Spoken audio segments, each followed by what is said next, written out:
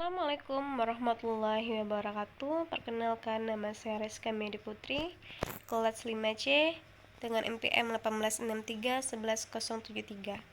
Baiklah, pada hari ini saya akan menjelaskan tentang standar penilaian atau SPEN.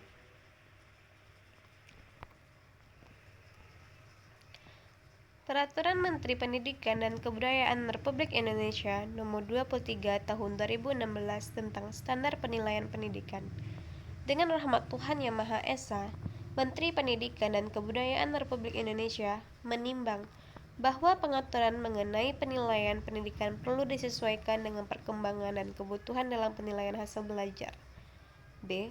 Bahwa dalam rangka pengendalian mutu penilaian hasil belajar peserta didik oleh pendidik, satuan pendidikan, dan pemerintah perlu menyusun standar penilaian pendidikan. Memutuskan dan menetapkan Peraturan Menteri Pendidikan dan Kebudayaan Republik Indonesia tentang Standar Penilaian Pendidikan. Bab 1. Ketentuan Umum. Pasal 1. Dalam Peraturan Menteri ini yang dimaksud dengan 1.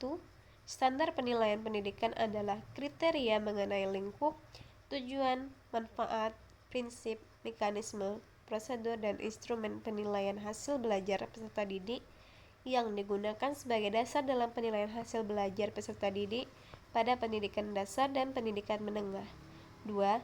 Penilaian dalam proses pengumpulan dan pengolahan informasi untuk mengukur pencapaian hasil belajar peserta didik.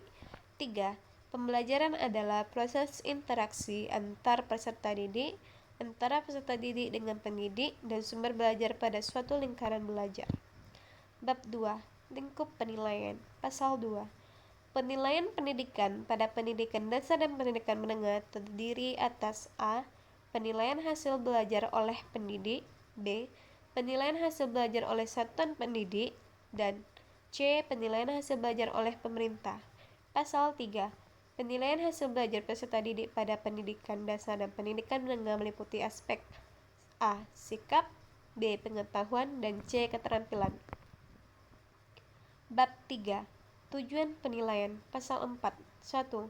Penilaian hasil belajar oleh pendidik bertujuan untuk memantau dan mengevaluasi proses kemajuan belajar dan perbaikan hasil belajar peserta didik secara berkesinambungan. 2. Penilaian hasil belajar oleh satuan pendidikan bertujuan untuk menilai pencapaian standar kompetensi lulusan untuk semua mata pelajaran. 3. Penilaian hasil belajar oleh pemerintah bertujuan untuk menilai pencapaian kompetensi lulusan secara nasional pada mata pelajaran tertentu. Bab 4.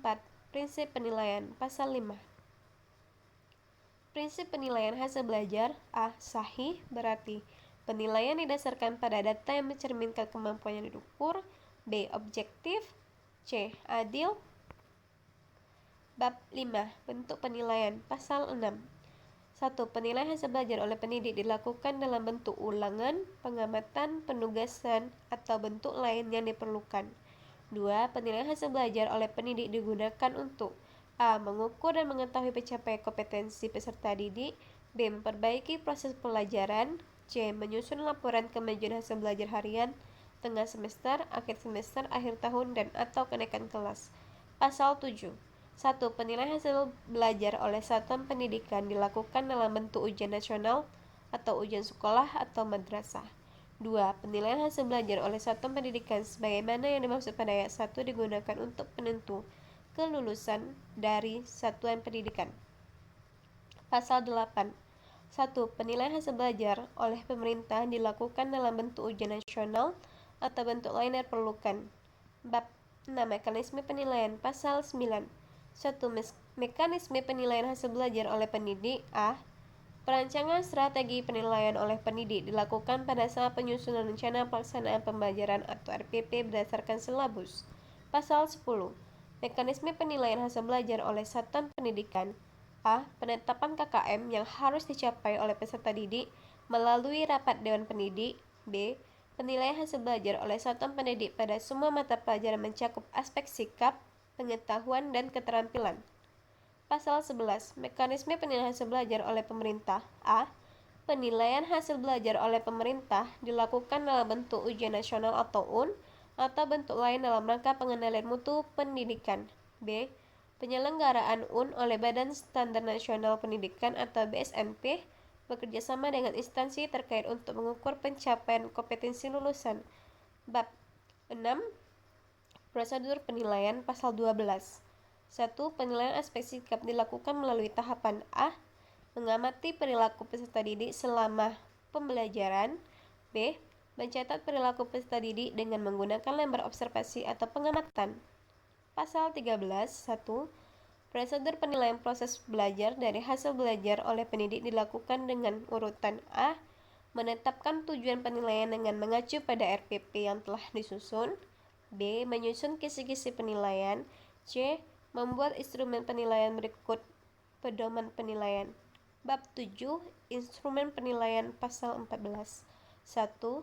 Instrumen penilaian yang digunakan oleh pendidik dalam bentuk penilaian berupa tes, pengamatan, penugasan perseorang atau kelompok, dan bentuk lain yang sesuai dengan karakteristik kompetensi dan tingkat perkembangan peserta didik.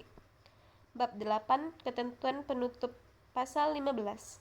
Dengan berlakunya Peraturan Menteri ini, Peraturan Menteri Pendidikan dan Kebudayaan Nomor 66 Tahun 2013 tentang Standar Penilaian Pendidikan dan Peraturan Menteri Pendidikan dan Kebudayaan Nomor 104 Tahun 2014 tentang penilaian hasil belajar oleh pendidik pada pendidik dasar dan pendidik menengah dicabut dan dinyatakan tidak berlaku.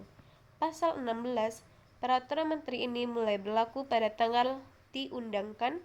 Agar setiap orang mengetahuinya, memerintahkan pengundangan Peraturan Menteri ini dengan penempatannya dalam Berita Negara Republik Indonesia. Sekian, wassalamualaikum warahmatullahi wabarakatuh.